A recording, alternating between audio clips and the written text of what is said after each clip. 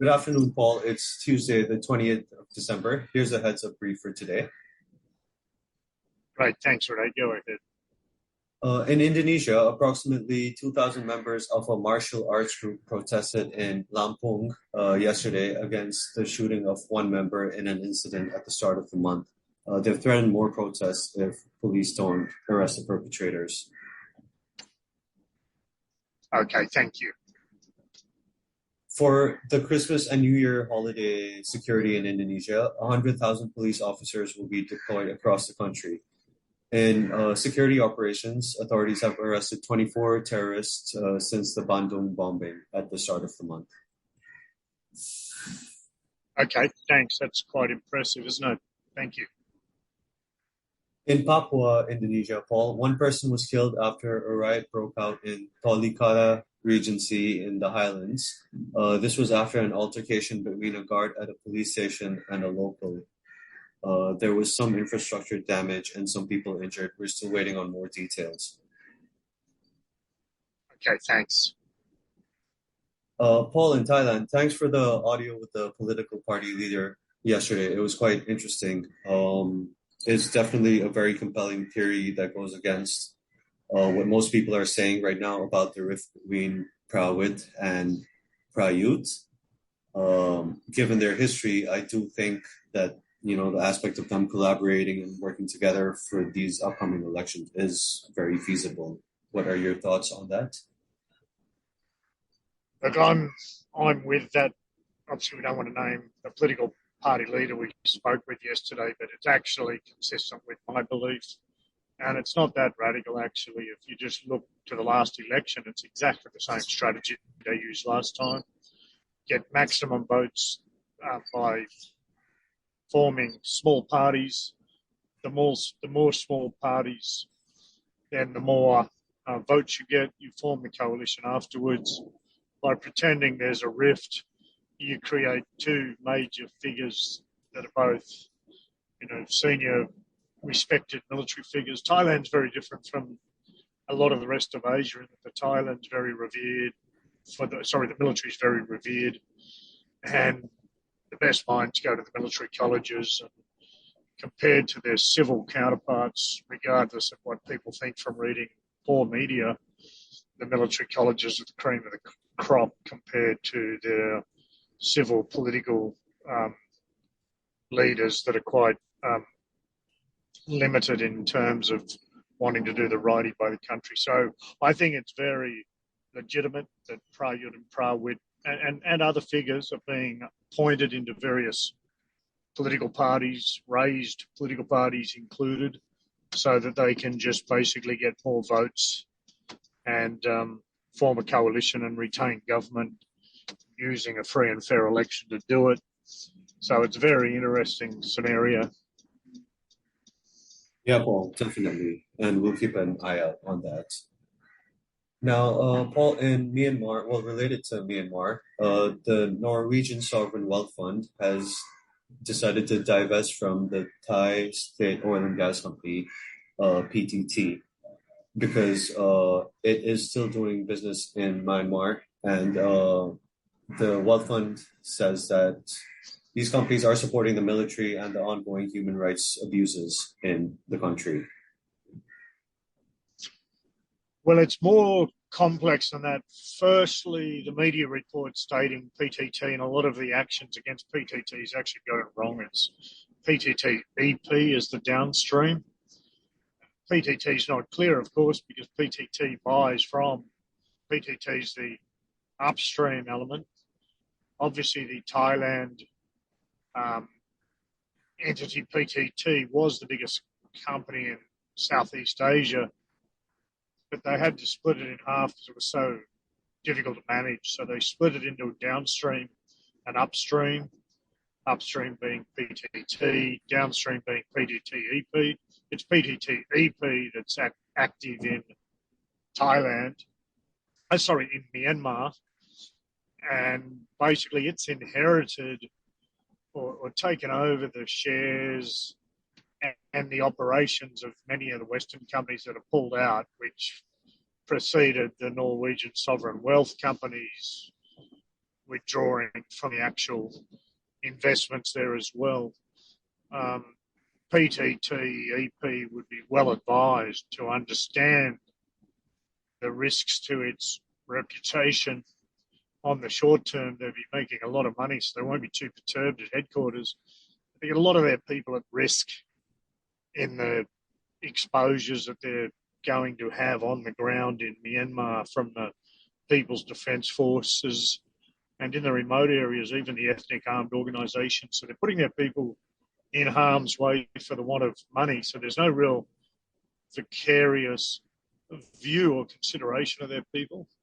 And also don't seem to be taking in, obviously PDT is very powerful politically within Southeast Asia and ASEAN and even a little further abroad. But if the NGOs really take stock of what's occurring in PTTEP support of Myanmar, it could go very pear-shaped for them. There could be a real high-profile public case against them by NGOs and other interested parties, including the PDF and the National Unity Government. So PTT, obviously behind closed doors, is giving it scant consideration, but giving commercial considerations a lot thicker viewpoint. And ultimately, it's all good when it's all good, but once the momentum goes against them, it could be a really difficult scenario for them that perhaps they could regret, both from a vicarious liability on the safety of expatriated staff in Myanmar and also their own Myanmarese workforce, as well as reputational and shareholder value. Back to you, Uday. Thanks, Paul. That was really helpful. Paul, in Malaysia, Anwar Ibrahim secured the confidence vote yesterday. He got 148 votes out of 222. The majority is at 112, so he won it safely. Yeah, look, I'd love you to come back to me just on how long the vote took. Would be also interesting. Okay, if we can find that detail. Sure, we'll do that, Paul.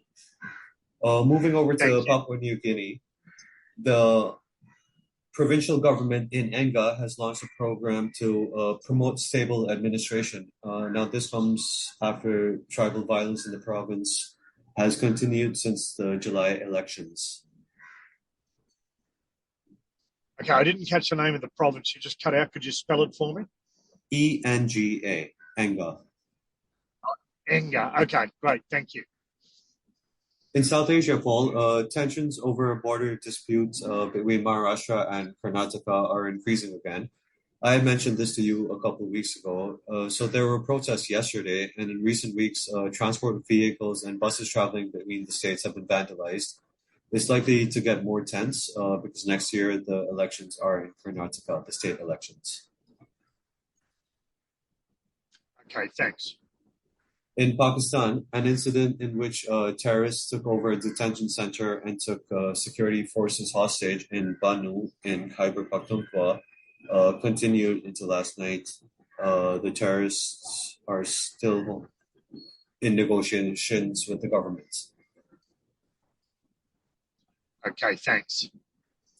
In Bangladesh, security will be increased across the country, and specifically at churches for Christmas. There is concern over potential terror attacks there. Okay, thank you. In the Europe, Middle East, and Africa region, authorities in Germany have said that the country will face energy shortages in January and February, and that households and businesses should reduce their consumption by 20% to avoid shortages in the coming months. Now, this is for the upcoming winter season. And this comes on the back of the Russian-Ukrainian conflict, where the Russian Foreign Ministry spokesperson yesterday said that Russia and the United States are on the brink of direct confrontation. She said that this is because the U.S. has a dangerous and short-sighted policy over the Ukrainian conflict, especially over its continued assistance, military assistance to Ukraine.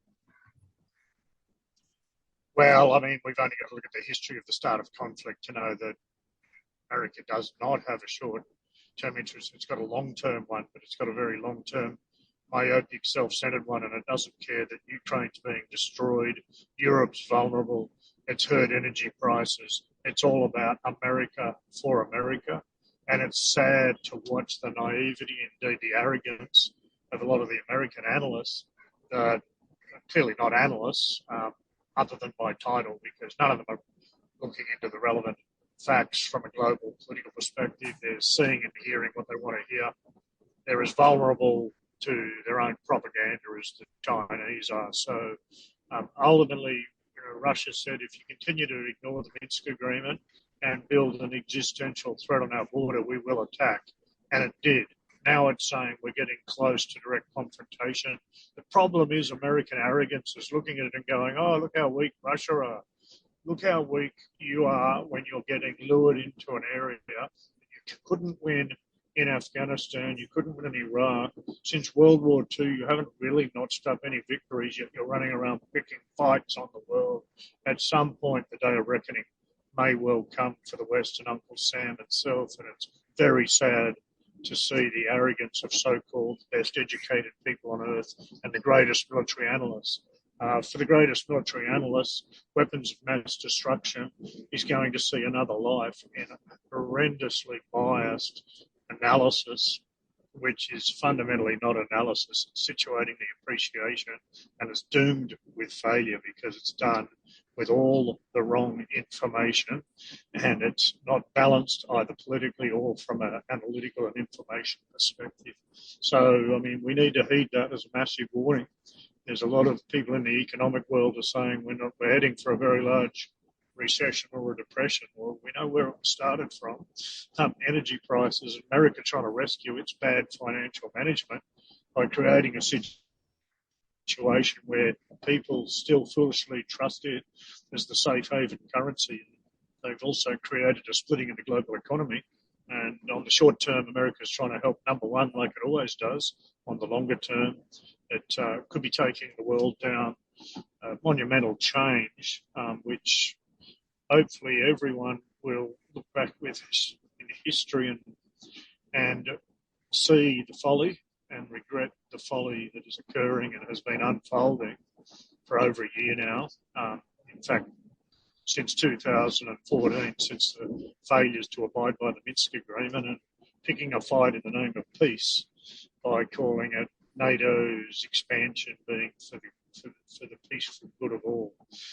So it's sad to watch, very sad indeed. Thanks for that. That's a very stark warning from Russia, and hopefully brains better than those that lead America and the CIA and the State Department will think about it. Hopefully countries like Germany will work out where this is going and start to push back against the greatness of the Uncle Sam for Uncle Sam machine. Thank you. I guess time will tell, Paul. That's the brief for today. Any closing comments from you? No, but stay online because there's a few things I want to talk about after the recording. Cheers. All right, sure, Paul. Thanks.